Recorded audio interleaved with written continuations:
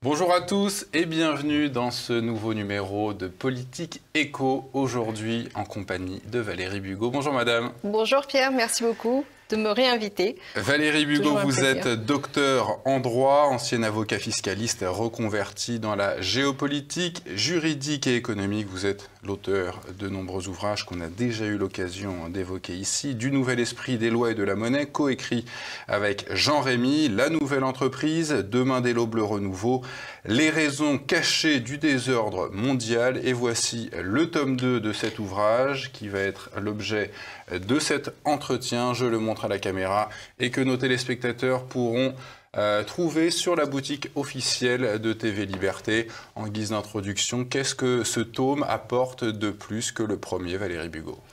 Alors, dans le premier tome, j'expliquais en fait les démarches, la méthodologie qui permet de comprendre le rapport de force au niveau international je décrivais les règles de fonctionnement du système économique global. J'abordais plusieurs sujets, le droit, j'abordais évidemment les paradis fiscaux, l'entreprise, j'abordais des sujets très variés, mais qui permettent de se faire une idée d'ensemble, selon lequel, en réalité, les règles de fonctionnement réel du monde dans lequel nous vivons n'ont strictement rien à voir avec ce qu'on apprend à l'école ou ce qui existe dans l'inconscient collectif. Donc ça, c'était le sujet du tome 1. Et le tome 2, j'insiste beaucoup plutôt sur l'inanité, en réalité, du système politique dans lequel nous vivons, du régime politique, qui est un régime qui n'est pas politique mais économique.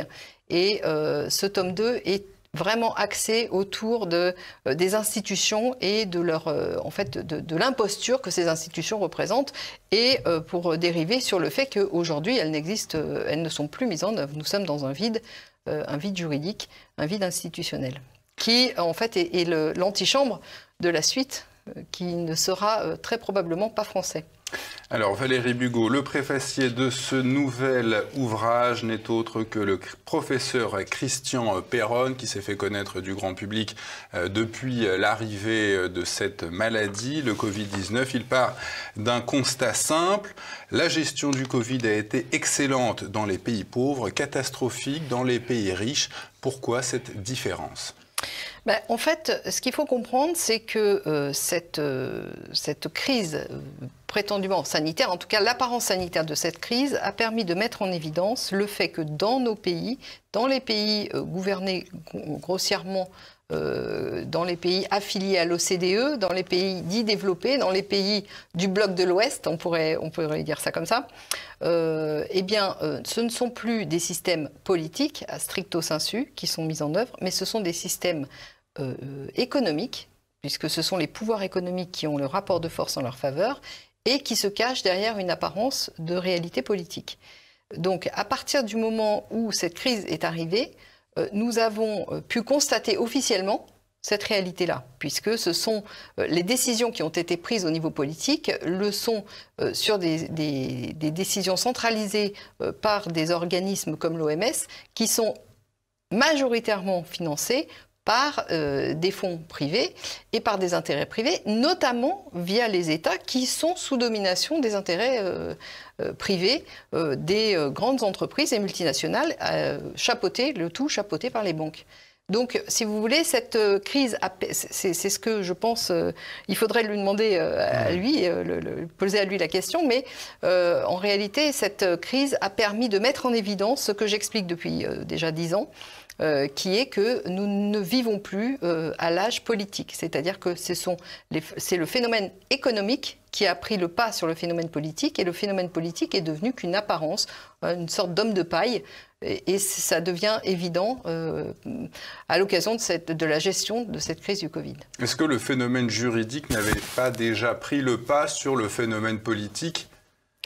Le phénomène économique avait bien entendu déjà pris le pas. Moi, je l'explique depuis 10 ans. Et c'est ce que j'explique dans mon tome 1 également, en montrant que le système économique global fonctionne sur le contrôle de ces instances économiques c'est-à-dire de ce pouvoir économique, alors qui a une multiforme, c'est-à-dire qui prend la forme de multinationales, mais il faut comprendre que derrière les multinationales, il y a beaucoup d'opacité capitalistique, et derrière cette opacité capitalistique, nous retrouvons les grandes banques internationales et les grands propriétaires des grandes banques internationales. Qu'est-ce qui, lors de l'arrivée du Covid, a démontré, a explicité cette prise du pouvoir par la force économique sur le politique exactement?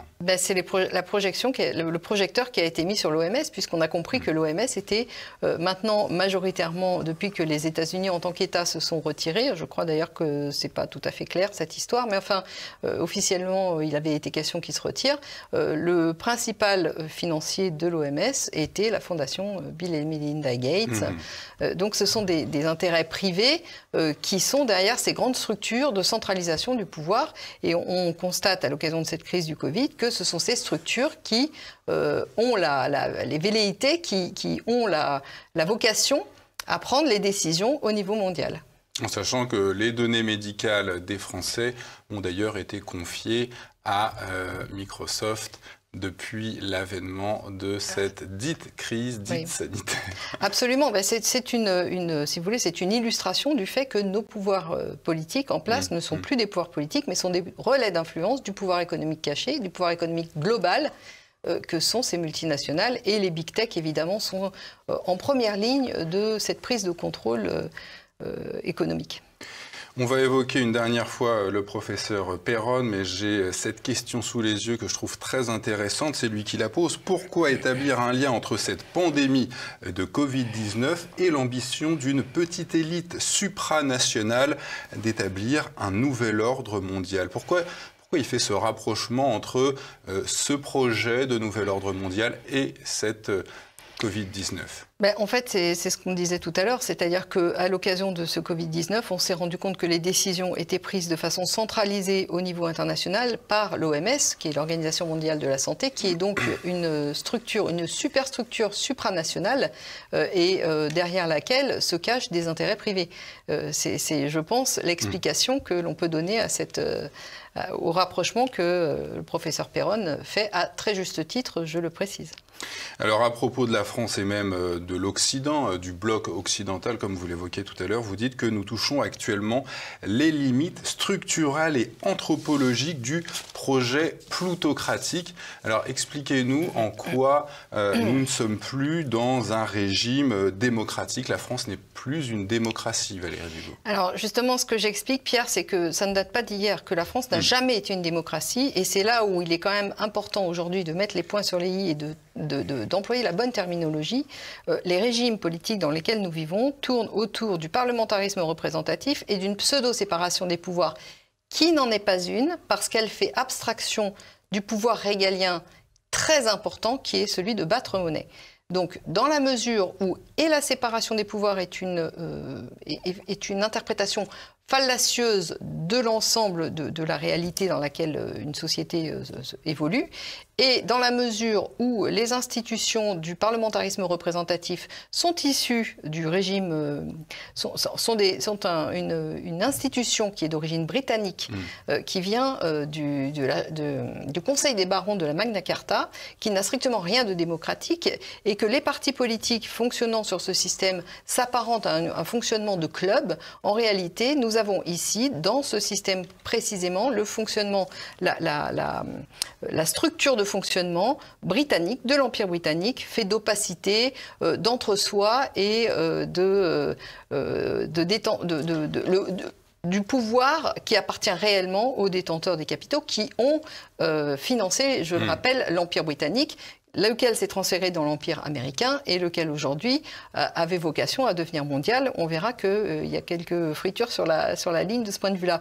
Mais si vous voulez, ces institutions dans lesquelles nous vivons, qui ont fallacieusement été appelées républicaines, ne sont en rien républicaine.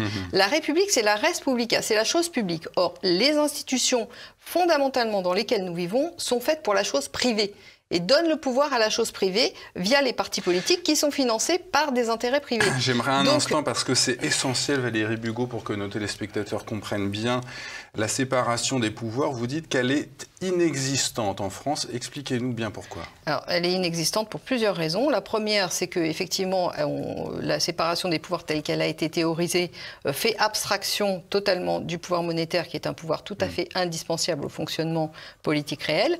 Et la deuxième raison, c'est que dans le cadre des institutions du parlementarisme, en fait, tous les pouvoirs sont concentrés dans les mains du parti qui gagne les élections.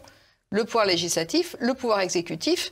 Et le pouvoir monétaire, on a vu qu'il appartenait de toute façon dès le départ à ceux qui, si vous avez suivi... L'autorité judiciaire qui appartient à l'exécutif. L'autorité judiciaire est, comme vous le dites, une autorité, c'est-à-dire qu'elle fait partie intégrante du pouvoir exécutif. Que ce soit le siège ou le parquet, sont représentés par des ministres qui siègent au gouvernement. Et l'exécutif est issu de la Chambre. L'exécutif est issu de la majorité issue de la Chambre. Exactement. Donc en réalité, ce sont les partis vainqueurs qui concentrent tous les pouvoirs dans leurs mains. Donc nous ne sommes ni en démocratie, ni en république. Et c'est là où il faut quand même comprendre que le terme république est tout à fait inadapté. Nous sommes dans l'inversion du sens total. On a appelé république un régime qui est en réalité la chose privée, qui est fait pour donner le pouvoir à la chose privée. Donc on ne pourra jamais sortir de cette histoire tant qu'on ne nomme pas précisément les problèmes auxquels nous sommes confrontés. Nous ne vivons pas en république. Bien entendu, c'est la forme officielle qui a été mise en avant, mais ça ne correspond en aucune façon, notre régime politique intérieur n'a jamais correspondu à la res publica. Et ça, il faut que tout le monde en ait bien conscience. Et alors, on évoquait tout à l'heure ce mot de plutocratie. Vous l'évoquez dans cet ouvrage, Valérie Bugeaud. Le but ultime du système plutocratique est de façonner un individu isolé, fragile, sans volonté ni identité propre, limité à ses instincts primaires et dépendant de ses maîtres, ce qui correspond à la définition parfaite de l'esclavage. Absolument, mais vous savez que la plutocratie, c'est le pouvoir donné aux plus riches. Et quand vous donnez le pouvoir aux plus riches, ces derniers veulent être servis. Ils ne veulent pas être contestés. Donc ils ne vont pas mettre en avant des personnalités qui sont susceptibles de les contester. Et c'est là où on en arrive aussi de façon très intéressante au système de l'instruction publique, enfin qui n'est pas de l'instruction publique, qui est de l'éducation, donc de type autoritaire et dogmatique, et qui s'est totalement éloigné de ce qu'on pourrait appeler l'instruction publique, qui aurait pour objectif de développer l'individu, de valoriser tous les points forts de chacun des individus, alors que là, le système disons, d'éducation est fait pour rendre serviles, est fait pour rendre les gens dociles, pour les rendre soumis aux réalités qu'on leur impose, aux dogmes qu'on leur impose.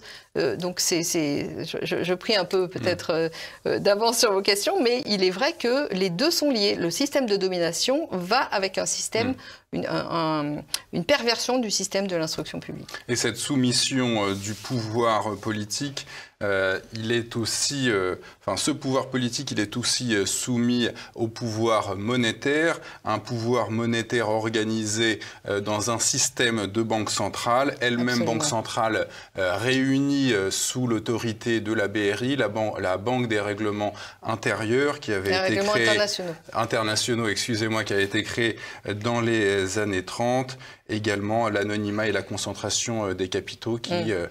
Oui, il faut comprendre qu'à partir du moment où les banquiers ont été suffisamment organisés, ils ont lancé l'idée de banque centrale. Et c'est tout l'article, enfin j'ai écrit tout un article sur la genèse des banques centrales dans le premier tome de ce livre, qui explique qu'en réalité, toutes les banques centrales du monde sont nées à l'initiative de banquiers privés. Et quel que soit...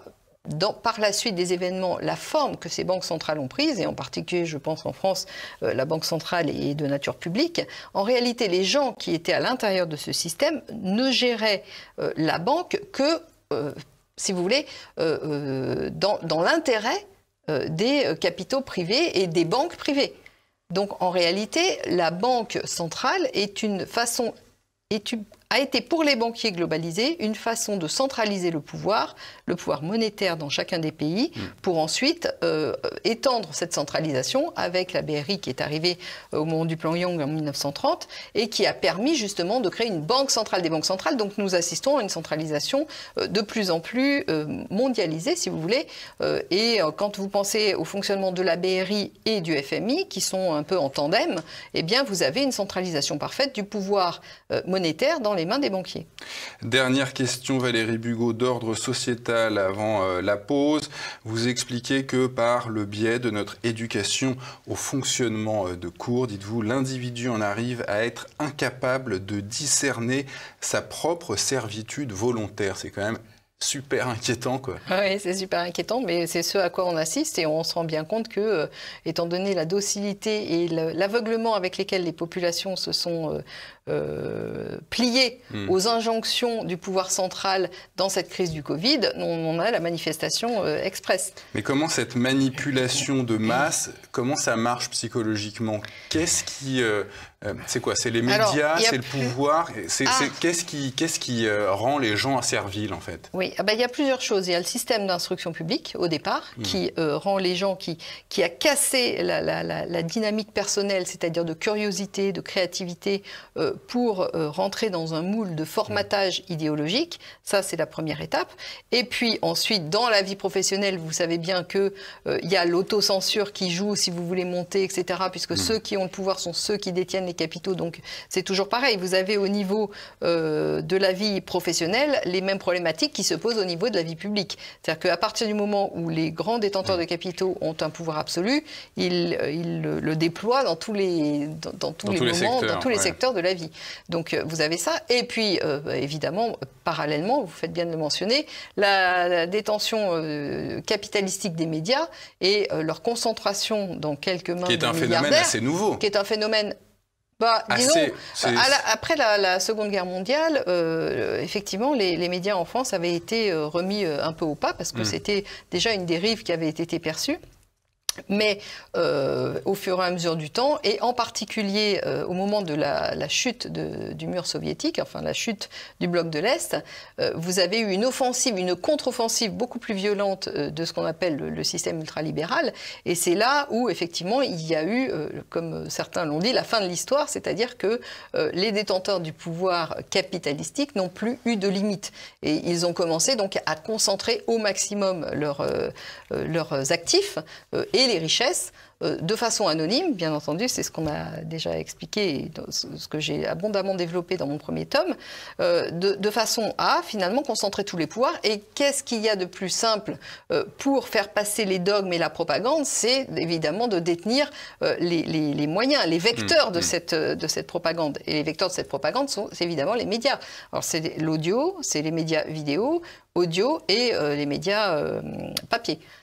Donc vous avez une concentration énorme et on a vu justement à l'occasion de cette crise du Covid aussi que la fondation Bill et Melinda Gates ne se prive pas pour abonder sérieusement le budget d'un journal comme Le Monde par exemple. Après la pause, nous allons évoquer l'importance de l'intégration européenne du point de vue de nos dirigeants.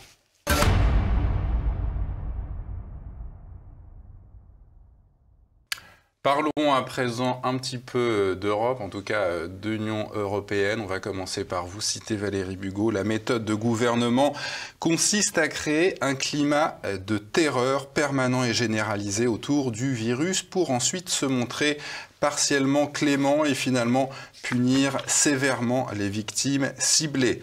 L'objectif de ces manœuvres frauduleuses est de générer sidération, confusion et culpabilisation au sein des populations pour provoquer le chaos généralisé et ainsi favoriser l'intégration européenne à marche forcée. Pourquoi cette intégration européenne est-elle si importante pour les dirigeants, pour la classe dirigeante ? Eh bien, l'intégration européenne fait partie du projet de nouvel ordre mondial puisque c'est la centralisation du pouvoir sur une région qui est la région Europe, qu'ils ont déterminé comme ça.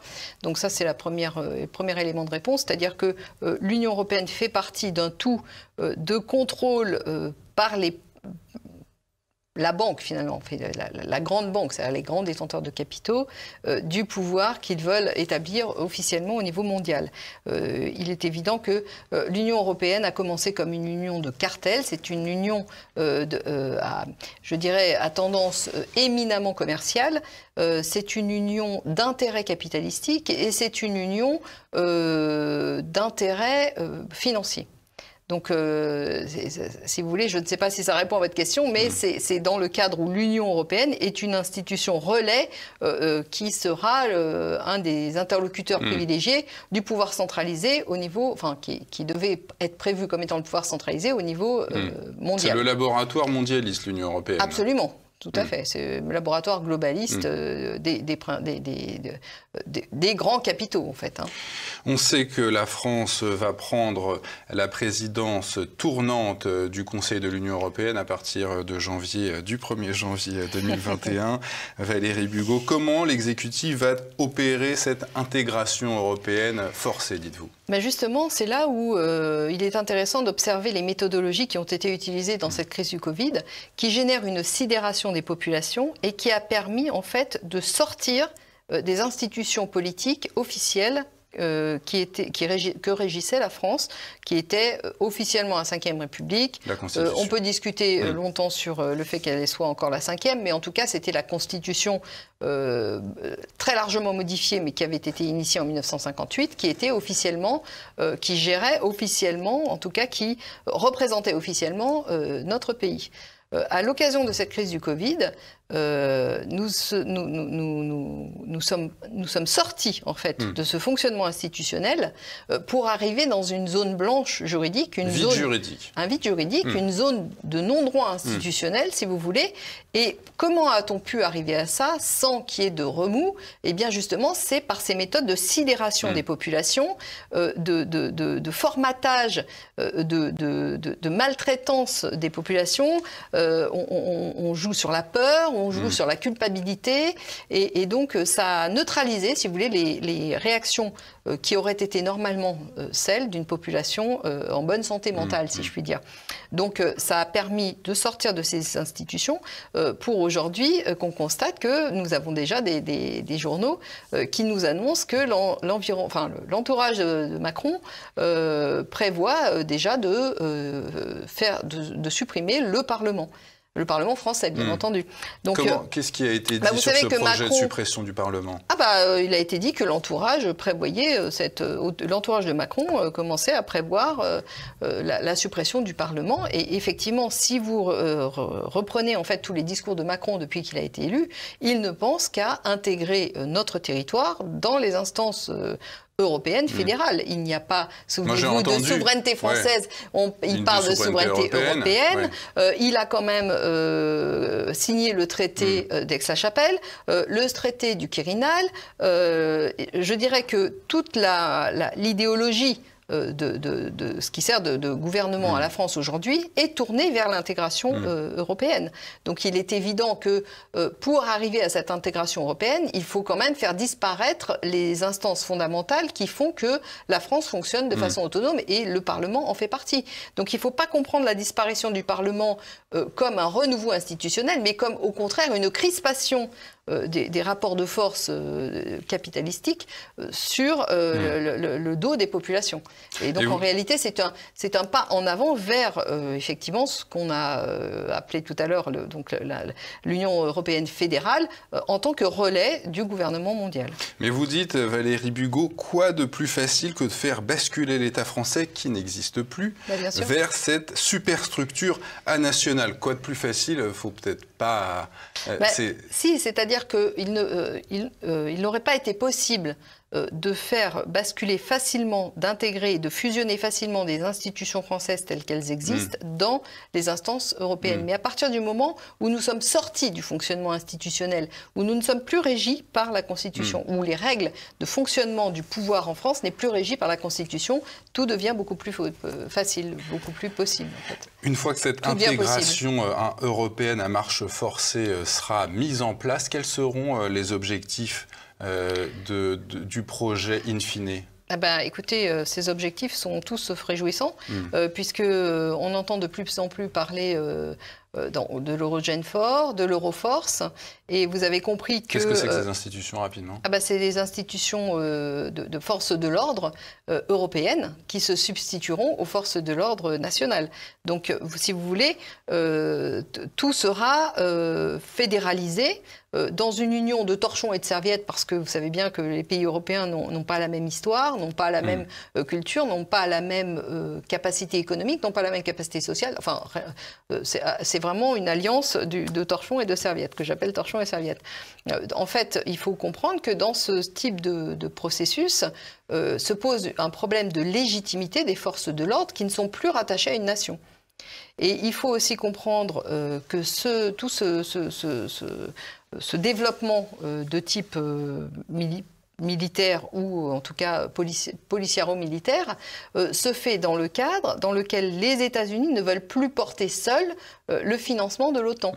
Donc en réalité, nous allons assister à l'émergence d'une force européenne qui travaillera en partenariat très étroit avec l'OTAN pour développer cet empire financier apatride au service intégral de cet empire financier apatride et qui seront payés par le c'est bien le cas de le dire, contribuable des États membres. Vous comprenez? Donc en fait, c'est une imposture du début à la fin, c'est une imposture théorique, c'est une imposture financière, c'est une imposture militaire, c'est une imposture contractuelle, c'est une imposture institutionnelle. Dans le cadre de cette intégration européenne, vous évoquez la probable fédéralisation des dettes d'État. Vous dites, si l'Allemagne joue le jeu, qu'est-ce qui se passera si l'Allemagne ne joue pas le jeu? En fait, l'Allemagne va jouer le jeu parce que elle aura pris en garantie, si vous voulez, les patrimoines privés et nationaux des États qui se fédéraliseront. Donc en réalité, à mon avis, il n'y a aucune chance pour que l'Allemagne ne joue pas le jeu, mais ça sera aux conditions des grands financiers. Parce que vous savez, quand on parle d'Allemagne, encore, c'est comme quand on parle de France. Je l'ai expliqué et je le réexplique. Les pouvoirs politiques dans nos États ne sont plus des pouvoirs politiques, mais sont des pouvoirs qui sont au service de la haute finance. Donc il faut comprendre que quand on dit Allemagne, en réalité, c'est le pouvoir financier qui s'est centralisé plutôt sur les intérêts allemands dans le cadre de l'Union européenne. Vous dites, Valérie Bugeaud, que les tenanciers économiques souhaitent imposer un nouveau modèle impérial appelé gouvernement mondial afin, dites-vous, de réduire drastiquement l'humanité et de mettre en esclavage les rares survivants. Mais où voyez-vous, Valérie Bugeaud, formuler les objectifs terribles de ce gouvernement mondial? Mais, écoutez, Pierre, je le dis, ce que j'ai précisément dit, c'est que depuis la création du Club de Rome et la sortie du premier rapport Meadows de 1972, ces gens qui représentent, en gros, grosso modo, qu'on peut qualifier finalement de chambre de commerce internationale, ne cachent pas leurs objectifs de dépopulation. Ils l'affichent ouvertement et sereinement. Nous avons des nouveaux développements avec les Georgia Guidestones, de cette réduction drastique de la population mondiale. Alors, réexpliquez ce que c'est que le Georgia Guidestone. Ce sont c'est un peu des pierres, une pierre énorme qui est apparue un peu comme une pierre philosophale dans une nuit, dans un champ au milieu de la Géorgie, qui est un État américain, non pas la Géorgie en Europe de l'Est.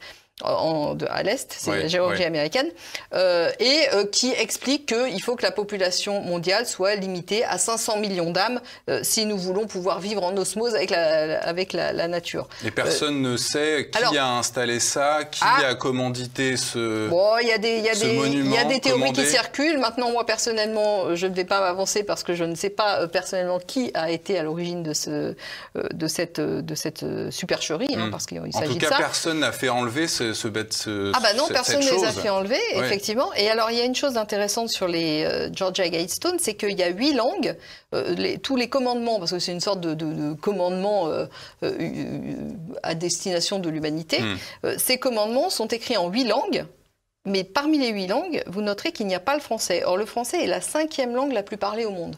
Donc, il y a bien évidemment quelque chose qui interpelle. On se dit que, quelque part, la France doit disparaître de leur modèle parce que, justement, nous sommes le contre-modèle. Et c'est justement parce que nous sommes, dans notre fonctionnement historique, un contre-modèle à ce que veulent nous imposer ces financiers apatrides, finalement, qui sont totalement sortis des contingences humaines, on peut dire, dans le sens où ils ne sont plus reliés aux intérêts traditionnels des gens communs, puisqu'ils ils ont acquis un pouvoir qui est un pouvoir économique tellement colossal.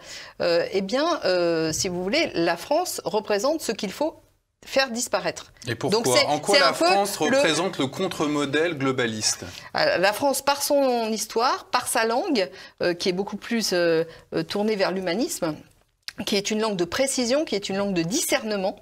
Contrairement à l'anglais, par exemple. Disons que c'est pas tout à fait ça. L'anglais, c'est une langue plutôt qui est plus dans l'action utilitariste, alors que le français est plutôt plus dans la réflexion et dans la composition d'ensemble. Enfin, vous voyez, qui est plus théorique. Langue écrite et langue parlée, quoi. Ouais. Non, il ne s'agit pas d'utiliser le français non plus comme langue écrite. Non, le français permet le discernement parce que c'était une langue qui était très riche et justement dans un modèle de domination, le discernement est justement ce qu'il faut éviter. Donc, dans la mesure où vous avez une langue qui permet le discernement, qui a des références historiques solides et qui repose sur des fondations humanistes, il est bien évident que c'est tout ce qu'il faut abattre pour imposer une domination réelle. Donc le français, l'histoire de France, la structure de la langue, tout ça est très très attaqué chez nous, il faut le comprendre. Et donc c'est une illustration, si vous voulez, le fait que le français n'apparaisse pas sur ce monument philosophico, je ne sais pas trop comment l'appeler, religieux, eh bien le fait que le français n'apparaisse pas est un indice en soi que justement nous sommes le contre-modèle à ce qu'ils veulent imposer. Et par le biais de notre histoire de France, si nous voulions bien la réinvestir, parce que nous l'avons anéantie, nous nous sommes calqués sur le modèle britannique, qui est justement le modèle de ce type de non-civilisation, de ce type de développement qui est en réalité une régression formidable du développement humain. Cet esclavage, dites-vous, prendra la forme de la fusion des identités biologiques et numériques. Ça veut dire quoi, ça? C'est pas moi qui le dis, hein. C'est toutes les explications données par Klaus Schwab dans son fameux livre dans lequel il explique le grand reset, la grande réinitialisation, qui est en réalité un modèle transhumaniste de fusion des identités biologiques et numériques dans le cadre où toutes les données dématérialisées appartiendront à des entreprises privées et que ces données serviront de critères d'affectation monétaire, de critères de vie, de possibilités de développement. Donc vous vous mettez intégralement dans des mains qui sont des mains de détenteurs capitalistiques. Les grandes entreprises, derrière l'anonymat des multinationales, vous avez des personnes qui détiennent le contrôle de ces entreprises. Et ces personnes ne sont pas facilement discernables parce qu'elles sont cachées derrière un halo de structures elles-mêmes opaques qui vont elles-mêmes se cacher dans des paradis fiscaux qui aggrave encore l'opacité. Après la pause, en compagnie de Valérie Bugeaud, nous aborderons les composantes de ce nouvel ordre mondial, de ce gouvernement mondial, ainsi que l'antidote que propose Valérie Bugeaud à ce projet. À tout de suite.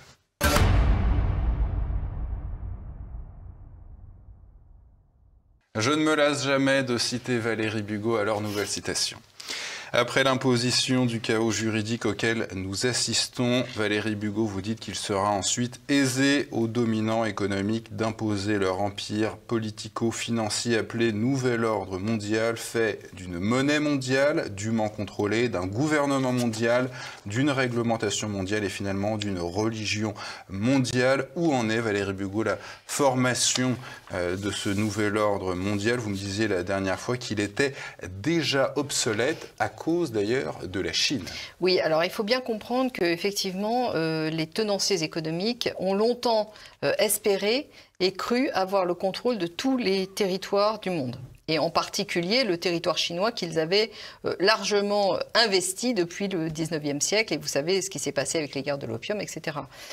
Mais je dirais que il y a eu une grande arrogance dans leur attitude et un hubris qui a fait qu'ils n'ont pas compris ce qu'était profondément la Chine.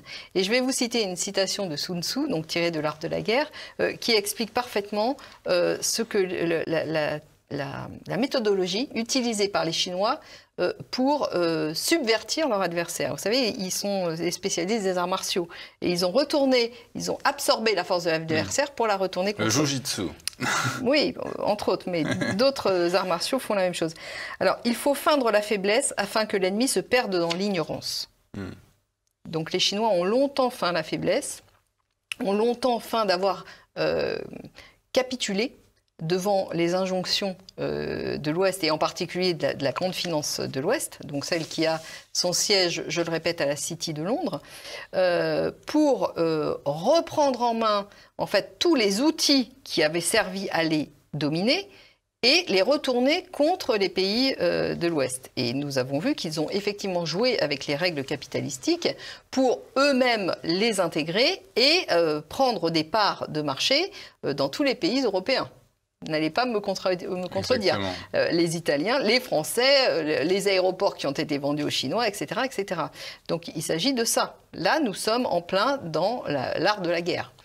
Ce qu'il faut comprendre derrière ça, c'est que les Chinois, et aujourd'hui Xi Jinping l'a formellement dit, ne reviendront plus jamais à l'obéissance servile vis-à-vis des injonctions capitalistiques et monétaires de l'Ouest. Et en particulier des dominants de l'Ouest, parce qu'ils ont bien compris que l'Ouest avait été chapeauté par cette caste de haute finance qui avait le contrôle effectif des territoires à l'Ouest. Donc ils se sont retirés de cette gouvernance mondiale en gardant ce qui les arrangeait, mais en ne jouant plus le jeu dont ceux d'en face attendaient qu'ils jouent. Les Rockefeller, les banquiers, JP Morgan et compagnie, HSBC et tous les autres. Vous comprenez ce qui se passe ? Oui, bien sûr.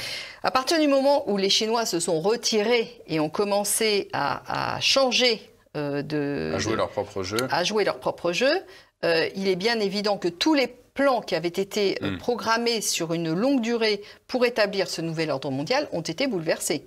Ce qui explique que, et là je cite Rainer Fulmich qui disait que les histoires de Covid étaient préparées de longue date pour émerger en 2050, ont été profondément accélérées dans un contexte de guerre bactériologique et notamment de guerre. La guerre bactériologique, c'est un des versants de la guerre économique et de la guerre globale qui est en fait piloté par cette caste de financiers apatrides contre les pays qui ont eu l'audace de s'émanciper. Mais Valérie Bugeaud, c'est d'ailleurs une remarque que j'avais vue dans notre précédent entretien. Si la Chine est devenue l'anti-modèle au gouvernement mondial, est-ce que c'est le modèle sur lequel nous devons nous aligner pour échapper au gouvernement mondial ? Mais en aucune façon. En aucune façon. On ne doit s'aligner sur personne. Je constate simplement que les ennemis de mon ennemi peuvent être temporairement mes amis. C'est la seule chose que je constate. Il n'est pas question de la Chine et la France n'ont pas la même histoire, n'ont pas la même histoire millénaire, n'ont pas la même histoire culturelle, n'ont pas la même histoire religieuse, n'ont pas la même histoire économique, n'ont pas la même histoire sociale. On ne peut pas calquer, une fois de plus, on ne va pas recommencer les erreurs que nous avons faites en calquant le modèle britannique. On ne va pas maintenant calquer le modèle chinois. Il n'est pas question de ça. Mais simplement, il faut être capable d'analyser objectivement la situation d'ensemble pour être capable de se positionner. Si vous ne faites pas ça, vous ne comprenez rien. Et donc, vous ne pouvez pas vous positionner.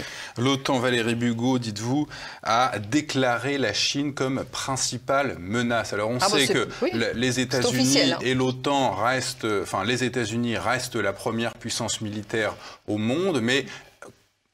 Est-ce qu'on peut envisager une guerre entre les deux puissances chinoises et américaines dans une guerre chaude ? Alors, non seulement on peut l'envisager, mais les objectifs ? Je pense que justement cette intégration européenne est un pas vers cette future guerre. Vous savez que, écoutez, les mêmes causes produisent les mêmes effets. Ça fait plus de 100 ans qu'on expérimente la chose.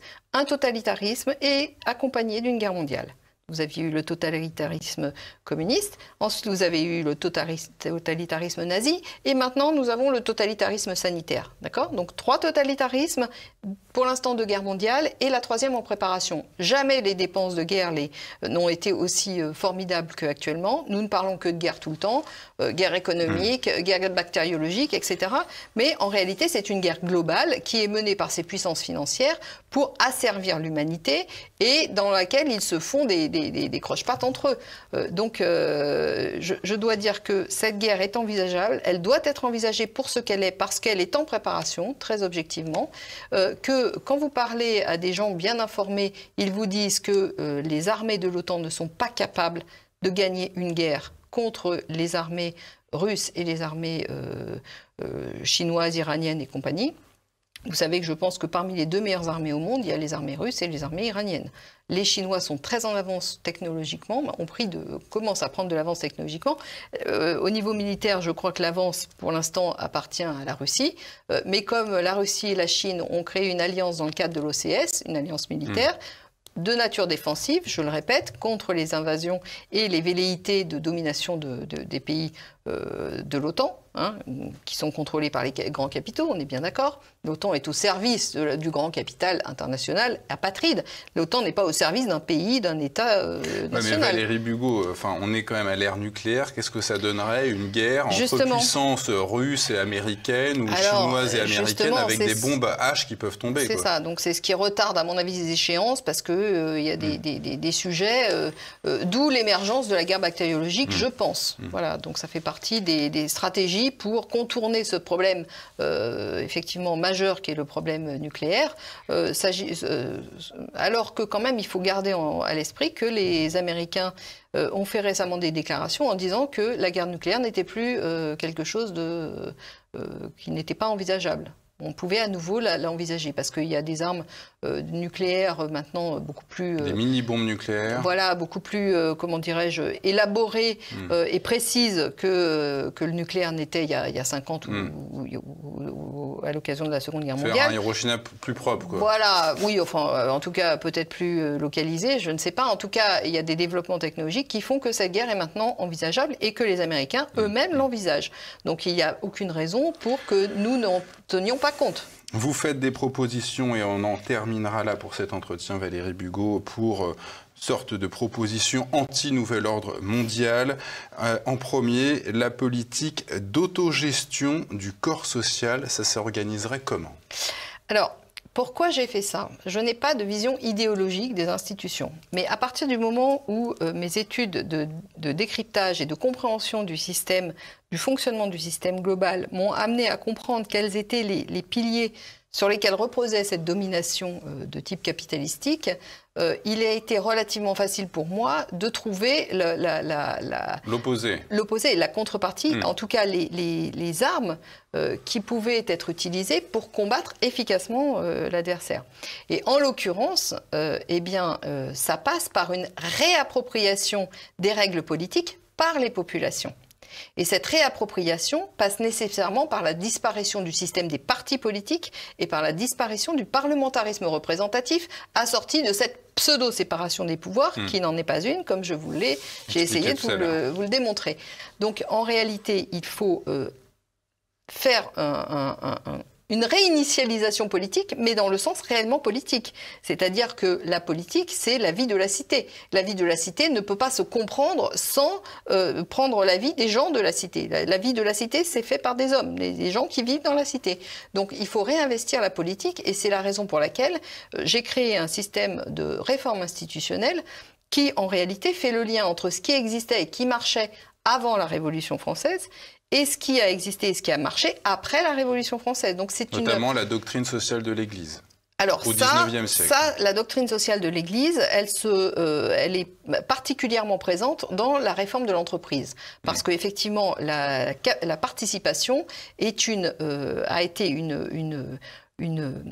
un investissement laïcisée de cette doctrine sociale de l'Église qui préconisait un rééquilibrage des forces à l'intérieur de l'entreprise entre les détenteurs de capitaux et les apporteurs de capitaux et les apporteurs de travail. Ce que Charles de Gaulle avait essayé de faire, absolument, et qu'il a été empêché. Alors déjà, il faut comprendre qu'à la sortie de la Seconde Guerre mondiale, tous les travaux du CNR, la participation en faisait partie, elle n'a pas pu s'imposer à ce moment-là.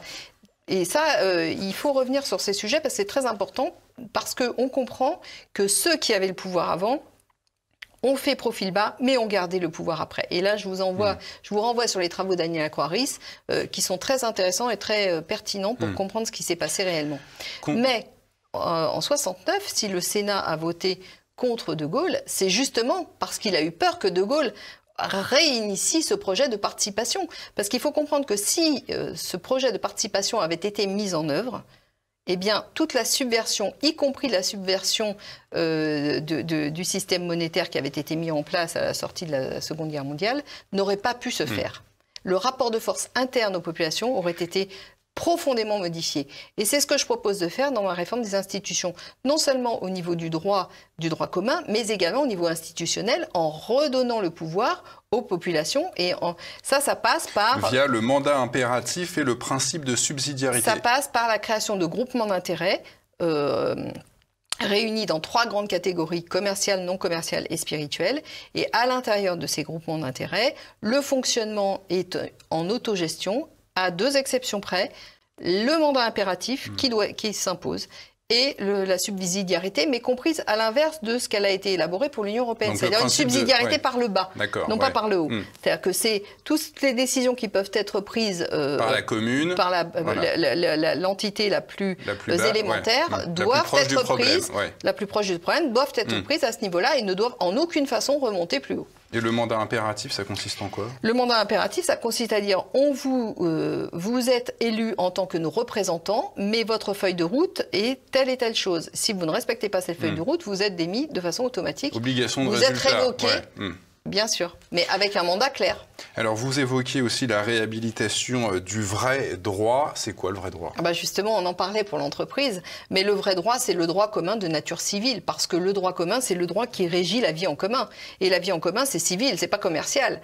Donc, il faut rétablir la bonne hiérarchie entre le droit civil et le droit commercial, non pas faire disparaître le droit commercial, mais le soumettre aux règles, aux principes de vie élémentaires du droit civil. Alors que là, nous avons eu une inversion du sens avec cette domination capitalistique qui nous vient de l'Empire britannique.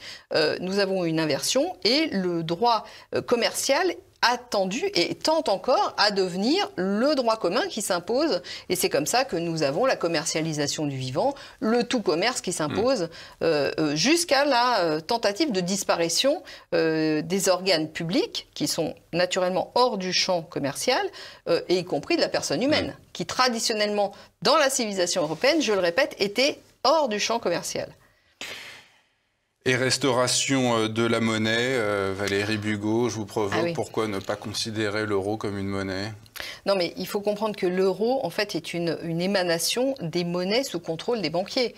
L'euro est sous contrôle des banquiers. Le problème de la monnaie, c'est pas tant l'euro, c'est le problème de qui la contrôle. Et à partir du moment où vous laissez la monnaie dans les mains de gens d'intérêt privé, vous ne pouvez pas vous attendre à ce qu'elle rende des services publics. Ce n'est pas possible. C'est conceptuellement impossible. Donc il faut réhabiliter la monnaie pour ce qu'elle a été réellement depuis à sa création, c'est-à-dire au service des échanges et donc de tout le monde. Donc la monnaie doit redevenir un instrument pour favoriser les échanges au service du bien commun et du public, de tous les gens qui vivent dans la cité. J'espère qu'on aura en tout cas donné quelques pistes de réflexion à nos téléspectateurs et pourquoi pas leur donner l'envie de se procurer cet ouvrage, Les raisons cachées du désordre mondial, analyse de géopolitique, économique, juridique et monétaire, tome 2. Merci Valérie Bugeaud d'être revenue une nouvelle fois sur notre plateau et j'espère que vous reviendrez bientôt. Merci infiniment Pierre, merci à Paul Eco et merci à TV Liberté de m'inviter.